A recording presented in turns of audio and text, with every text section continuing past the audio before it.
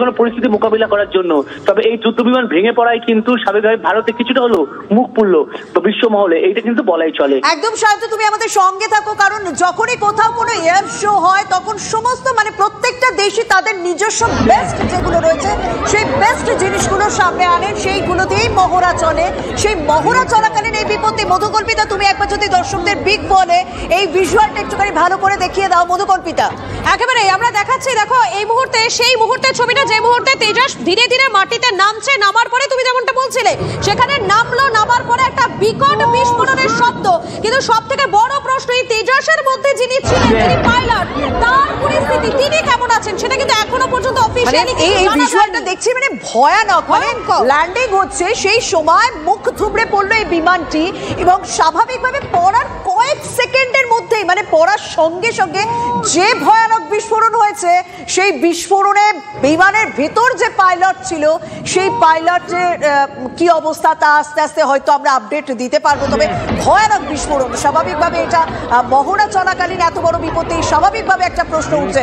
শান্ত, আমি যে কথাটা বলছিলাম, আমরা যখনই কোথাও মহড়া দেখি, বিভিন্ন দেশের পক্ষ থেকে সেই মহড়া আয়োজন করা হয়, সেই মহড়ার সময় তো আমি আমার বেস্ট জিনিসটা সামনে আনি এবং আমি প্রমাণ করার চেষ্টা করি যে আমরা কতটা আমরা তৈরি। স্বাভাবিকভাবে ভারতীয় সামরিক দিক থেকে প্রত্যেকটা ক্ষেত্রে ভীষণভাবে তৈরি, কিন্তু এই দুর্ঘটনা তো একটা কোথাও হলেও এই লাইট কমব্যাট নিয়ে প্রশ্ন তুলছে।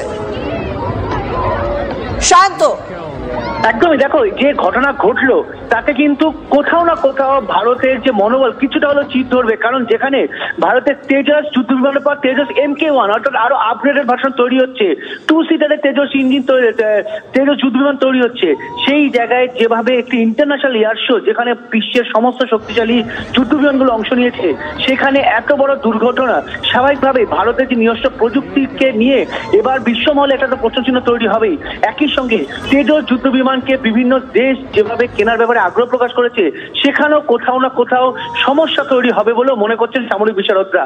আর তেজস দেখো, বিশ্বে কিন্তু বহু দেশের যুদ্ধ বিমান ভেঙে পড়ে বা বড় ঘটনা ঘটে থাকে, কিন্তু তেজস যুদ্ধ বিমান কিন্তু একেবারে নতুন। তুমি আমাদের সঙ্গে থাকো। প্রাক্তন বায়ুসেনা কর্তা এয়ার কমান্ডার রঞ্জন মুখোপাধ্যায় এই মুহূর্তে আমাদের সঙ্গে রয়েছেন। মিস্টার মুখোপাধ্যায়, আমাদের ভারতীয় প্রযুক্তিতে তৈরি তেজস লাইট কমব্যাট যে এয়ারক্রাফট, সেটা ল্যান্ডিং এর সময় ভয়ানকভাবে মুখ থুবড়ে পড়ছে এবং পড়ার সঙ্গে সঙ্গে বিস্ফোরণ। আমরা অতটা জানি না, আপনারা যেহেতু এইগুলো নিয়ে জানেন সেটার সম্পর্কে জানতে হবে যে তেজসে এই ধরনের দুর্ঘটনার কারণ কি হতে পারে বলে আপনার মনে হয়? দেখুন, এখন এই মুহূর্তে আমার মাথায় যেটা আসছে সেটা একটাই জিনিস, সেটা হলো যে যদি ল্যান্ডিং এর সময় ল্যান্ডিং গিয়ার নোজ হুইল যেটাকে বলি, যেটা সামনের দিকে হুইল, সেটা যদি কোনো রকমের ম্যালফাংশন করে থাকে এবং তার যদি পিন কিছু ভেঙে গিয়ে থাকে, তাহলে ওটা মুখ থুবড়ে পড়ার একটা কন্ডিশনে হয়। কিন্তু এগুলো সমস্ত এটা আমাদের কল্পনার মধ্যে দিয়ে বলতে হচ্ছে। প্রত্যেকটা এয়ারক্রাফট অ্যাক্সিডেন্টের পরে একটা তার এনকোয়ারি হয় এবং এনকোয়ারির পরেই সেটা বোঝা যাবে। তবে এটা দুর্ভাগ্যজনক ঘটনা, কেননা ওয়ার্ল্ডের প্রায় 100টা ডিফারেন্ট ম্যানুফ্যাকচারার এবং 100টা ডিফারেন্ট দেশ থেকে এয়ার শোতে লোকজন এসছে দুবাইতে, সেখানে এই ঘটনা ঘটে যাওয়াটা খুব দুঃখের, লজ্জারও বিষয়।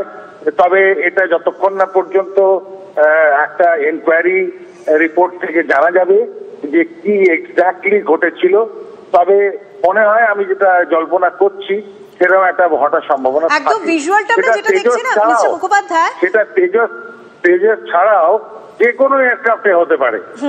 হ্যাঁ বলুন। আমরা যে ভিজুয়ালটা দেখছি না, তেজসটা উড়ছিল, তারপর ল্যান্ডিং এর সময় আমরা যেটা দেখছি, আপনি যদি TV9 বাংলা এই মুহূর্তে খুলতে পারেন, যদি সেই পরিস্থিতি থাকে, তাহলে বুঝতে পারবেন যে পুরো সোজা একটা পেন্সিল যদি আমি উপর থেকে কোনাকুনি নিচের দিকে ফেলি, সেভাবে যেভাবে মুখ থুবড়ে পড়ে পুরো নোজটা এসে পুরো সামনে পড়লো এবং তারপরে ভয়ানক বিস্ফোরণ।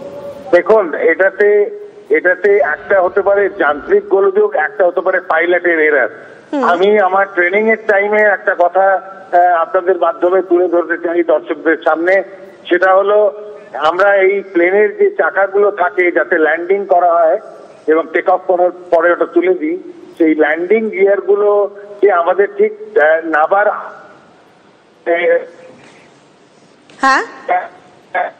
মিস্টার মুখোপাধ্যায় আপনার অডিওটা ব্রেক করছে প্লিজ। ঠিক আছে, ল্যান্ডিং গিয়ারটা নাবাতে